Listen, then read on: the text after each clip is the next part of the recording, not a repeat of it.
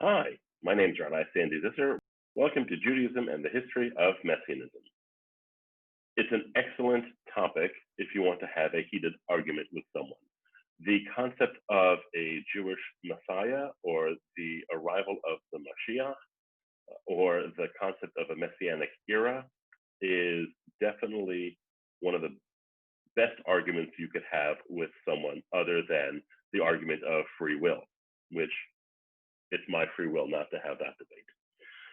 But the concept is that one of the amazing things about Judaism is that you can be right and wrong at the same time and have a different opinion from someone else and still be okay. And that goes no different than the concept of the Mashiach, the concept of a Messiah. And that the belief in a Messiah or a person who's going to be redeeming Israel to bring in a better or more perfect era, which was normally called the Messianic era, is often a contentious topic. But interestingly enough, the concept of the Mashiach does not come from a biblical source. Right? The Hebrew Bible, the Torah, does not use the word Messiah or Mashiach in any of its writings. The word Messiah comes from the Hebrew word mash'ah, which is to anoint. And in Torah, it refers to a king or a priest with a special divine purpose. So the concept is that Mashiach comes to us as a later thought. And in fact, by the time you get to the prophets of Isaiah, Yirmiyahu, Micah, Zechariah, once you get to those guys, what we call the latter prophets or the later prophets, they actually discuss a future age that will be marked by unprecedented peace that comes directly after unprecedented horror or war, and that is being ushered in by a descendant of King David. But they actually also don't call that person a Messiah.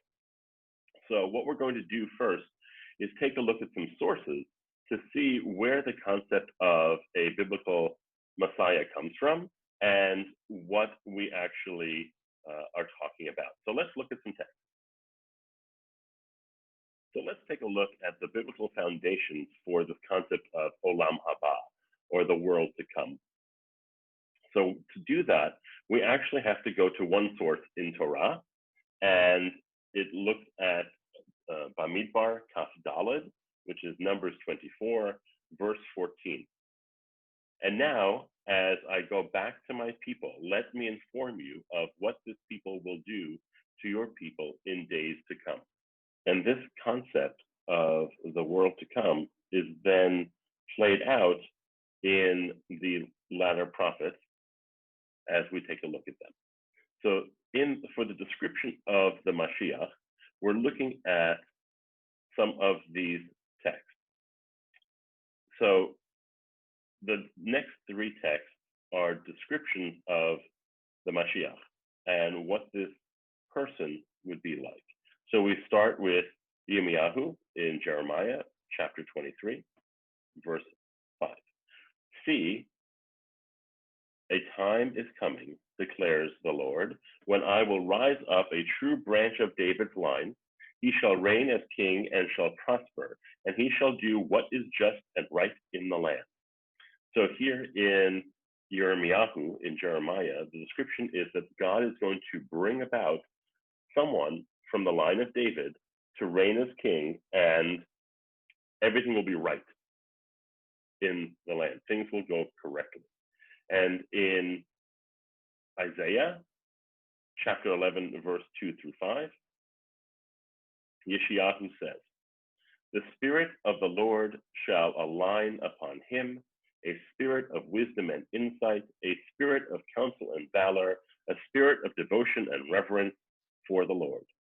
Verse 3, he shall sense the truth by his reverence for the Lord. He shall not judge by what his eyes behold, nor decide by what his ears perceive. Thus he shall judge the poor with equity and decide with justice for the lowly of the land. He shall strike down a land with the rod of his mouth, and slay the wicked with the breath of his lips. Justice shall be the girdle of his loins, and faithfulness the girdle of his waist. So here in Yeshayahu, in Isaiah, it's a description more of the Mashiach, this person who's coming to save the people and to bring about this enlightened time. It's talking about embracing God, having the Spirit of God and the counsel of God and the wisdom of God rest upon this person.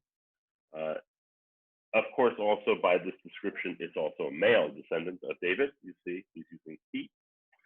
And you'll see that this person is judging not by how he feels through the senses of his eyes or his ears, but he judges everyone equally, which is an important factor for us as well, and really slays the wicked with his word and embraces justice throughout.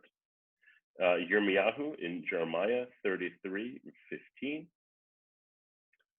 the description, in those days and at that time I will rise up a true branch of David's line, and he shall do what is just and right in the land. And what you'll see is that a very much repetition of what he says before, just 10 chapters ahead. Yirmiyahu is repeating himself, saying, there'll be a true branch of David's line to rise up and do right in the land. And that's the description we get for what the Mashiach will be like from the latter prophets.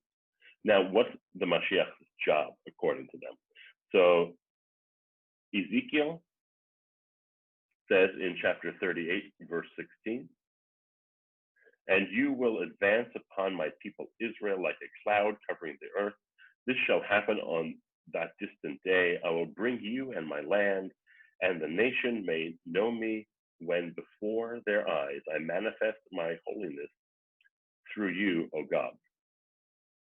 So what happens, there's this concept that to herald the thought of the Mashiach coming, there needs to be a war, a great war between Gog and Magog. And the concept is that the war will be fought, Gog will win, and it'll herald on the Mashiach. And Ezekiel brings this up here as this great war with great suffering will lead to the concept of the Mashiach actually coming. This piece of Ezekiel also brings about the concept in Judaism that the Mashiach comes in two parts, that there's a pre-Mashiach, a person that comes in, that fights this great war, that deals with the great suffering, dies during the battle, and then the next Mashiach comes directly after from the line of David and ushers in this new era. So that's the concept that comes out from Ezekiel here in this piece. We move forward to Yeshayahu again, to Isaiah in verse 11. In that day, my Lord will apply his hand again to redeeming the other part of his people from Assyria, as also from Egypt, Pathros, Nubia, Elma, Shinar, Hamath, and the coastlands. He will hold up a signal to the nations and assemble the banished of Israel and gather the dispersed of Judea from the four corners of the earth. So you have here in Yeshayahu, chapter 11, the concept of bringing a political leader, a political Mashiach, where this person is uniting people from different lands together and assembled all these people who are banished from Israel back together from the four corners of the earth. And Yirmiyahu goes forward with this concept in his mind and says, as the Lord lives, who brought out and led the offspring of the house of Israel from the northland and from all the lands to which I have banished them, and they shall dwell upon their own soil. So in chapter 30, verse 8, in that In that day, declares the Lord of hosts, I will break the yoke from off your back, and I will rip off your bonds. Strangers shall no longer make slaves of them. So here we have Yirmiyahu also giving the thought that the people will not be slaves anymore, that they won't be yoked, and they will have a spiritual freedom. That is echoed in Hosea chapter 3, verses 4 and 5, where he says, for the Israelites shall go a long time without a king, and without officials, without sacrifice, and without cult pillars, and without ephod and teraphim. Afterwards, the Israelites will turn back and will seek the Lord their God and David their king, and they will thrill over the Lord and over his bounty in the days to come. So these three prophets, Isaiah, Yirmiyahu, and Hosea, are talking about political and spiritual redemption. And they're looking at this differently based on their concept of what their people need at that moment. You then move forward back to Isaiah, where he also brings up the concept of in the days to come, the mount of the Lord's house shall stand firm above the mountains and tower above the hills, and all the nations shall gaze on it with joy.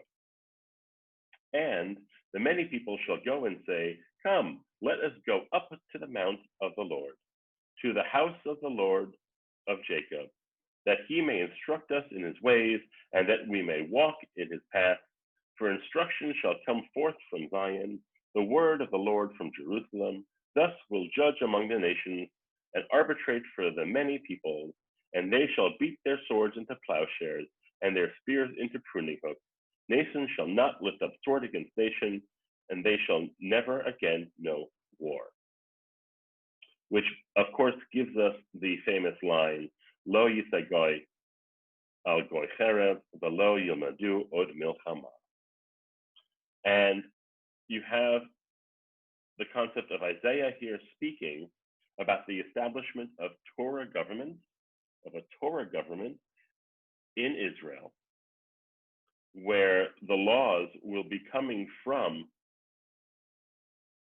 the Torah, not from people. And then says, in that day, the stock of Jesse that has remained standing shall become a standard to people. Nation shall seek his counsel, and his abode shall be honored. And continues in 42 and says, this is my servant, whom I uphold, my chosen one, in whom I delight. I have put my spirit upon him. He shall teach the true ways of the nation. So all three of these pieces from Isaiah are talking about the establishment of a Torah government in Israel that will be just and right, and everyone will honor, that nations will come and flock to seek counsel in this abode. It's a pure concept of a world that is not the way it is at the moment. And we move forward with Yirmiyahu in verse 33 in Lamed Gimel, where he says in Pasuk 15, in those days and at that time, I will rise up a true branch of David's line, and he shall do what is just and right in the land. We repeat this line here because not only is it a description of what the Mashiach is that we spoke about already, but it also falls under the category of part of the job of the Mashiach, that he's going to be just and right in the land and rule appropriately.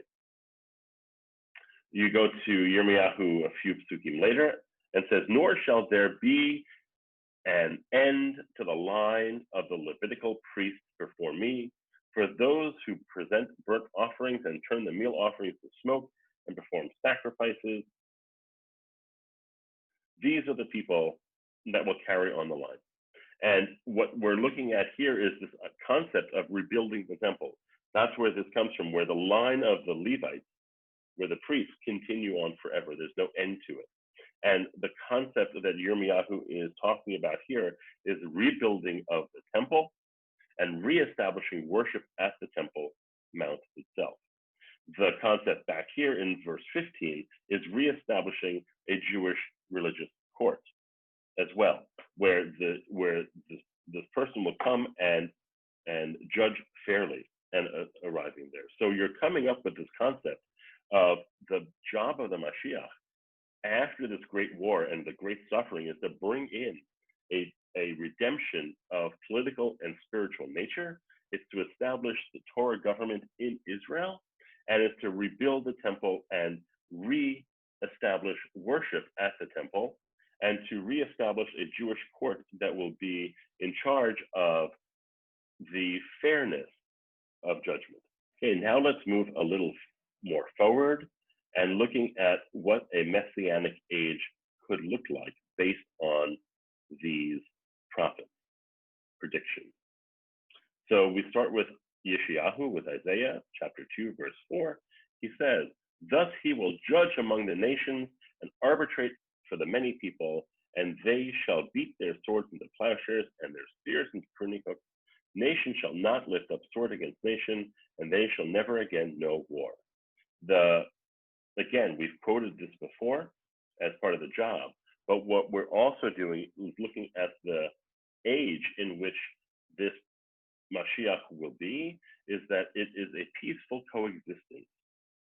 There's this concept that everyone will turn their swords into plowshares, their spears into pruning hooks, and farm, right? And that no one will raise up a sword against another nation, and no one will know war. This is clearly a idea, a concept that is foreign at the time of Isaiah, and really is something that he is hoping for in a new world order.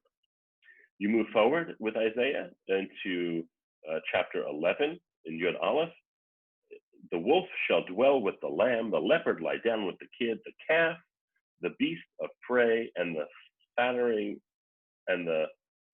together, with a little boy to herd them. The cow and the bear shall graze, the young shall lie down together, and the lion, like the ox, shall eat straw. A babe shall play over a viper's hole, and an infant pass his hand over an adder's den. In all of my sacred mount, nothing evil or vile shall be done, for the land shall be filled with devotion to the Lord as water covers the sea."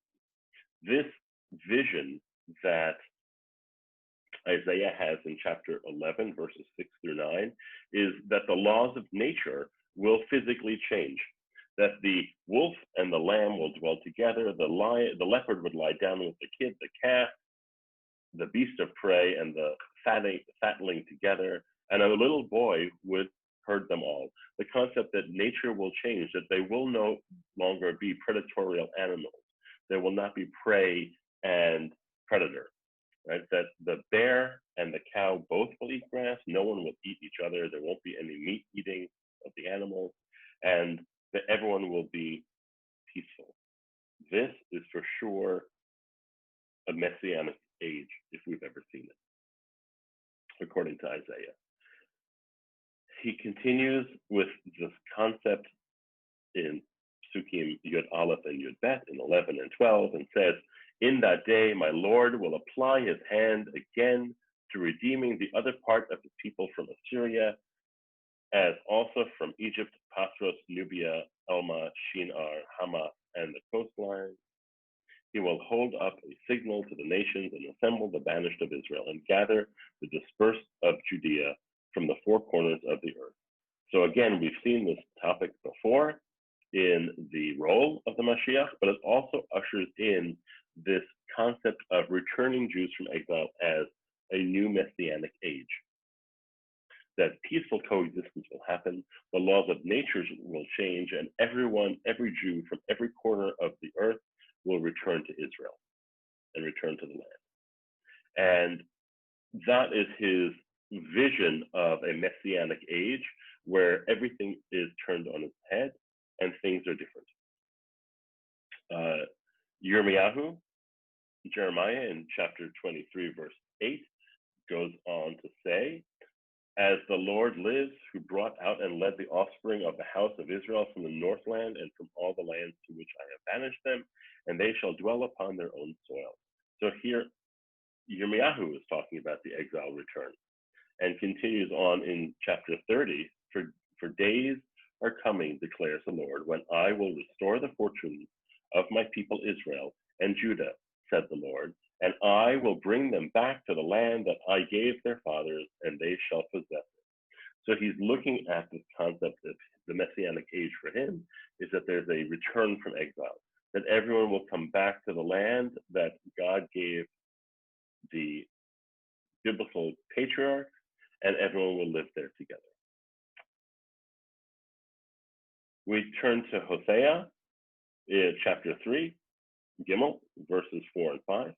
And for the Israelites shall go a long time without a king, and without officials, without sacrifice, and without cult pillars, and without ephod and teraphim. And afterwards, the Israelites will turn back, will seek Lord with their God and David their king, and they will thrill over the Lord and over his bounty in the days to come. Again, we have seen this before, this text. It's the role, but also heralds in this concept for Hosea that Israel will have no political figures. They'll be run by spiritual figures. Right? There won't be kings, there won't be officials, there won't be any of that. All the political nonsense will be out the window, and they will live purely based on spiritual leaders. And that's his take on this. Isaiah comes up with the other concept in chapter 2. And the many people shall go and say, come, let us go up from the mount of the Lord, to the house of the God of Jacob, that he may instruct us in his ways, and that we may walk in his paths. For instruction shall come forth from Zion, the word of the Lord from Jerusalem.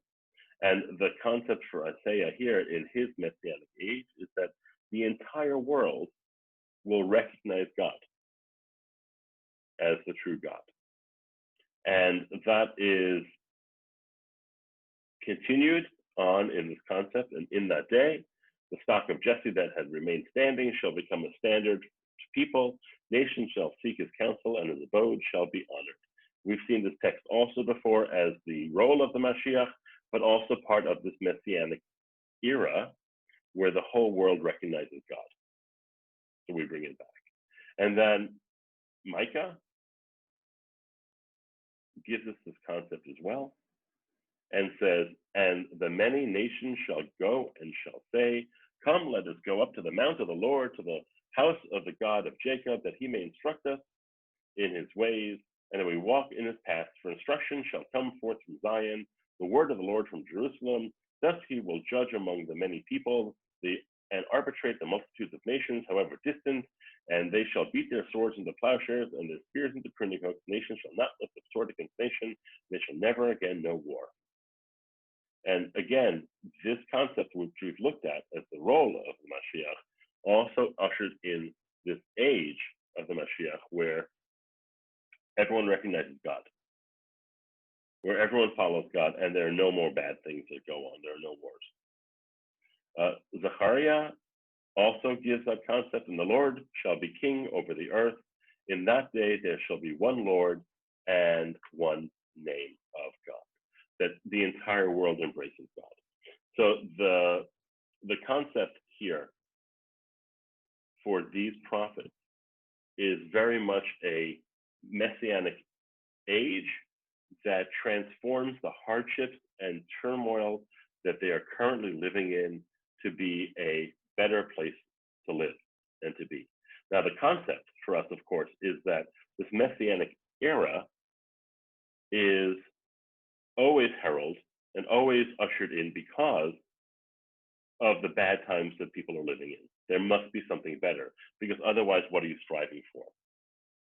So the concept of the Mashiach, based from these prophets, is incorporated into Judaism, which is interesting. One of the more important people to look at for this concept is Rambam, is Maimonides, Rabbi Moshe ben Maimon, who lives 1135 to 1204. And he is a scientist, a rabbi, a philosopher, a doctor.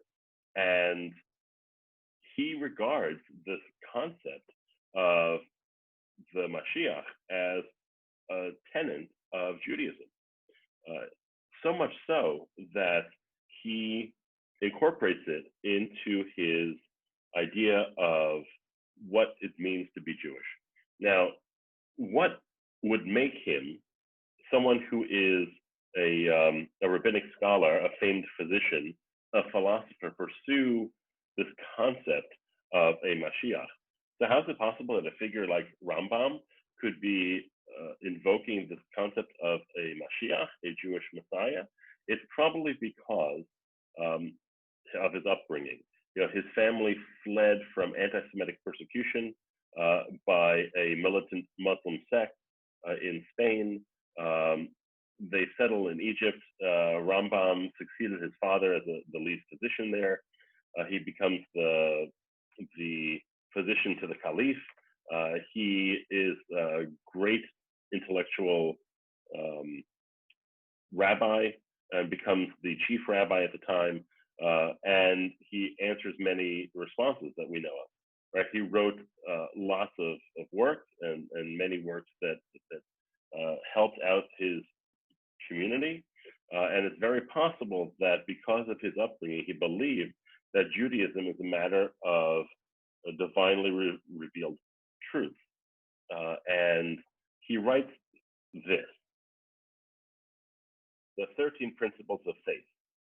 And what he writes here is that, by the way, these concepts are still recited by Jews today in the poetic form of the Yigdal. And the 12th of these 13 beliefs, we scroll down to it, says he believes that the King Messiah will come, and 13, and that the dead will be resurrected in the future. May it be your will before you, Lord, our God and God of our fathers, that you strengthen our inclination to your service all the days of your life. And this concept that he puts here in these 13 beliefs is that you must believe these things in order to worship God correctly. And one of them is that God will bring the Mashiach and that the dead will be resurrected. Now, according to Rambam, we know when the Mashiach arrives that he will usher in this messianic era marked by dramatic changes that we saw from the prophets beforehand. We know that the traditional Jewish belief is that the Mashiach would be known by his ability to perform miracles, but Rambam described it very differently. Right? Rambam's Mashiach would not be supernatural. Right? There would be no superhuman miracle worker or anything. The Mashiach wouldn't actually necessarily be bringing about this messianic era. He has this concept of the Mashiach being an ordinary man, a descendant of David, who would be the ruler of the Jews when this era begins. So miracles aren't actually caused. The miracles would not cause the messianic era to occur. Instead, the reign of the Mashiach, this reign of peace that he would bring about, would enable the messianic age to commence. So what does this mean? Well, as we started from the beginning, the concept of the Mashiach could vary actually from person to person. The idea is that it's really linked to the activities of the Jews. If the Jews merit a Mashiach, the Mashiach will show up. If the people don't, then the Mashiach will be delayed. It's focused on the concept of healing the world. It's focused on that. And because of it, it is a very contentious topic. And Messianism, Jewish Messianism, the concept of having a Mashiach is very personal, a personal belief. So what happens is that you get different opinions. What we will look at in the coming videos and current unit will be different people who over time rose up as a Messiah, either said themselves they were the Messiah or people describe them as that person. And we will ultimately see how they were false prophets and false Mashiach. So we'll be looking at a group of people that I hope you find very interesting, and I hope you enjoyed. See you soon.